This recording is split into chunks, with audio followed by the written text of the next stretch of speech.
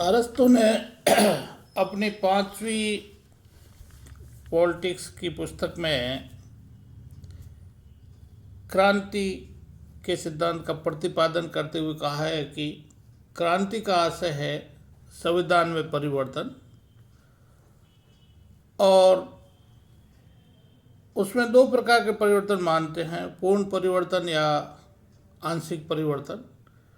तो इसी आधार पे वो क्रांति के प्रकार अलग अलग बताते हैं। पहला है आंशिक या पूर्ण क्रांति। आंशिक परिवर्तन के अंतर्गत वो ये कहते हैं जब संपूर्ण संविधान बदल दिया जाए तो वो पूर्ण क्रांति है, जैसे राजतंत्र की जगह निरंकुश तंत्र आ जाए।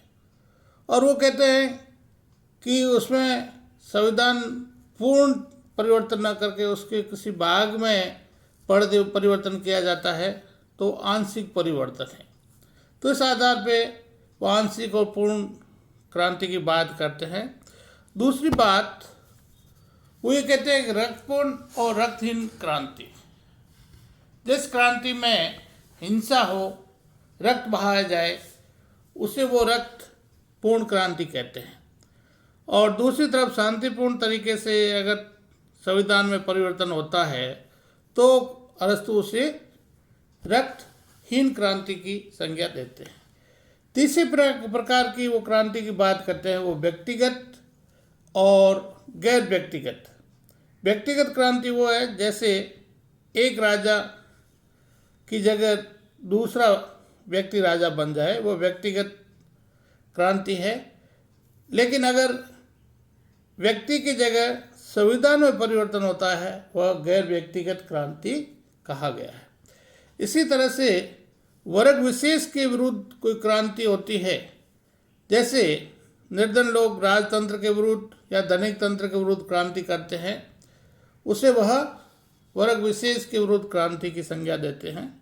इसी तरह से अरस्तु ये कहते हैं कि कुछ जो वाग्वीर होते हैं और कुछ करिश्माई नेता जो अपने बातों के द्वारा, अपने भाषणों के द्वारा, शब्द चमत्कार के द्वारा अपने पूर्ण महत्वाकांक्षा पूरी करने के लिए लोगों को उकसा करके या लोगों को मोटिवेशन करके अगर सत्ता में चेंज करते हैं अपने भाषणों के द्वारा, उसे वो भी वाग्वीरों की क्रांति कहते हैं। क्रांति के वो सामान्यतः 2 कारण बताते हैं। पहला सामान्य कारण और विशेष कारण।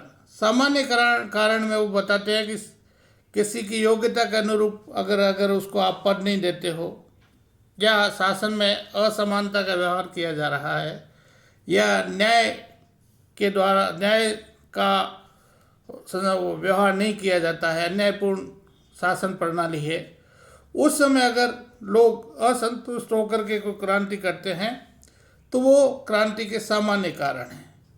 लेकिन कुछ विशेष कारण से जो सत्ता में परिवर्तन होता है तो उसको विशेष कारण उसके बताते हैं। उसमें पहला कारण है शासकों की लालसा। अगर शासक लालच ज़्यादा करते हैं और जनता पे अत्याचार करते हैं, उनका आर्थिक शोषण करते हैं, तो इस प्रकार की जो सत्ता में परिवर्तन होता है उसको अरस्तु शासक की लालसा वाला विशेष कारण बताते हैं। दूसरा है शासन सत्ता का दुरुपयोग। कई राजा अपना हित साधने के लिए जनता के ऊपर अत्याचार करते हैं और सत्ता का दुरुपयोग करते हैं, उसके कारण भी सत्ता में परिवर्तन होता है। तीसरा कारण जो अरस्तु देते हैं वो है अयोग्य लोगों का शासन। इससे भी लोग परेशान होकर के उनके शासन में चेंज करते हैं, परिवर्तन करते हैं। इसी तरह से मध्यम वर्ग का अभाव होता है तो भी सत्ता में परिवर्तन होता है, क्योंकि 2 बड़ों के बीच झगड़ा होता है तो मध्यम वर्ग उनकी मध्यस्थता करके बफर स्टेट का काम करता है। अगर मध्यम वर्ग नहीं है तो क्रांति होती है। आर्थिक असंतुलन होता है तो भी अरस्तु कहता है कि वो भी एक विशेष कारण है, लोग परेशान होकर के क्रांति करते हैं। इसी तरह से कुछ लोग समान जो योग्य है लेकिन समाज के अंदर या शासन के अंदर उनको सम्मान नहीं मिलता है तो वो क्रांति करते हैं। इसी तरह से भय के कारण भी कई जगह क्रांति होती है। इसी तरह से पारिवारिक झगड़े, राजा या युवराज के बीच जो झगड़ा है, तो उसमें भी जो पारिवारिक झगड़े के कारण परिवर्तन हो, वो भी क्रांति का विशेष कारण है। इसी तरह से कई लोग ये होते हैं कि पारस्परिक विरोधी वर्गों का बैलेंस नहीं रख पाते हैं, तो उसके कारण भी क्रांति होते हैं। तो इस तरह से अरस्तु जी कहता है कि ये क्रांति के विशेष कारण हैं। अरस्तु ने क्रांतियों के कारण के साथ साथ इनका निराकरण भी बताया है, उपाय भी बताया कि क्रांति को कैसे रोका जा सकता है। तो पहला उपाय ये बताया कि संविधान के प्रति आस्था लोगों में, संविधान और उसके वैल्यूज़ के प्रति प्रचार और प्रसार किया जाए, ताकि लोगों को संविधान के प्रति समान हो, उसके प्रति प्रतिबद्ध रहे, तो वो क्रांति नहीं करेंगे। दूसरा वो कहता है शासक और शासित के बीच में बातचीत होनी चाहिए। अगर संवाद नहीं होता है तो क्रांति होती है, वो बातचीत की बात करता है। इसी तरह से वो कहता है कानून का शासन होना चाहिए, व्यक्ति विशेष का शासन नहीं, कानून का शासन। सब कानून की दृष्टि से समान है, इस शासन का अगर प्रयोग करेंगे तो क्रांति को रोका जा सकता है।